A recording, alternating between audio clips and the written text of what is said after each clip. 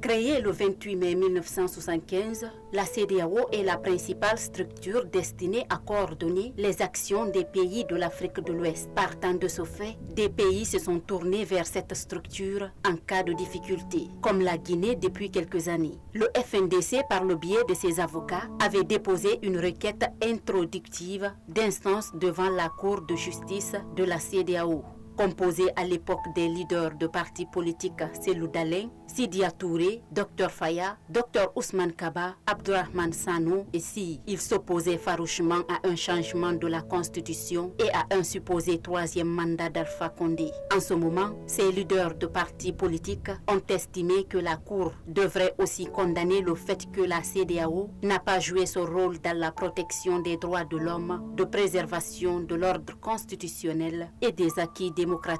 En outre, ils ont réclamé qu'il soit interdit aux États membres de reconnaître tout gouvernement né d'un coup d'État constitutionnel. Sans succès. Après que les forces spéciales guinéennes dirigées par le commandant Mamadi Doumbouya aient annoncé le 5 septembre dernier avoir renversé le président Alpha Condé, cette même structure accusée de n'avoir pas joué correctement son rôle a tenu un sommet extraordinaire pour dénoncer le putsch et annoncer la suspension du pays de ses instances. La CEDEAO a aussi exigé le respect de l'intégrité physique du président Alpha Condé et sa libération immédiate et sans conditions. Et c'est pas tout. Elle demande aux forces de défense et de sécurité de demeurer dans une posture républicaine et exige le retour à l'ordre constitutionnel sous peine de sanctions. Mais cette décision de la communauté économique des États de l'Afrique de l'Ouest n'est pas appréciée de tous. El Hadj Djeri Badjabi, ambassadeur de la paix, s'est ouvertement attaqué à l'organisation en ces termes.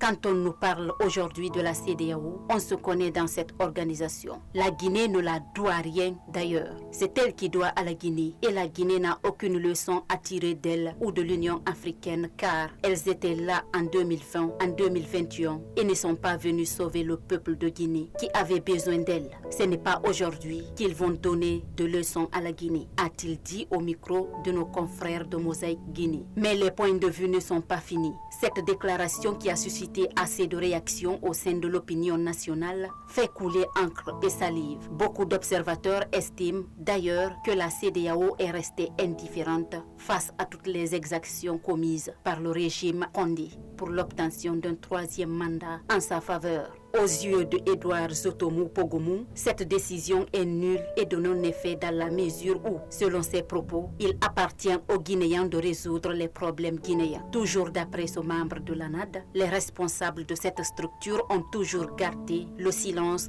lorsque les Guinéens faisaient face aux injustices de l'ancien régime. Condamnant ce comportement, il affirme ceci: la mise à l'écart de la Guinée par la CEDEAO ne me fait ni froid ni chaud. Je pense que la CEDEAO n'a pas de leçon à donner à la Guinée en ce qui concerne justement la prise de décision par des patriotes pour remettre ce pays sur les rails, a-t-il martelé. Malgré les multiples frustrations des Guinéens, la mission a été reçue à Conakry ce vendredi 10 septembre 2021, peu avant 11 heures. Ces émissaires de la CEDEAO, après leur départ de l'aéroport, ont foncé tout droit vers l'hôtel Riviera à la rentrée de la commune de Kaloum, située à quelques milliers de mètres du quartier général du CNRD, Comité national pour le rassemblement et le développement. En attendant, les Guinéens restent impatients de connaître les résultats de cette rencontre.